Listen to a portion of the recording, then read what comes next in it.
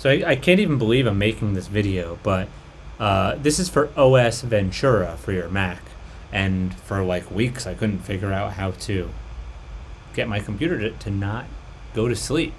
So you have to actually go through a whole bunch of extra new silly steps. It's not like just in the battery thing. I'm going to show you how to do it here. So you open up your system setting, which you can get to from here.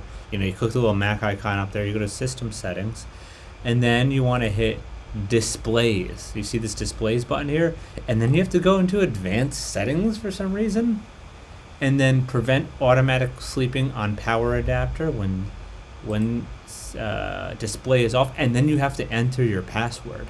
So absolutely wild that you have to do this. Seems like a step backwards. So hit that like button, hit the subscribe button if you got anything on this video. Thanks for watching.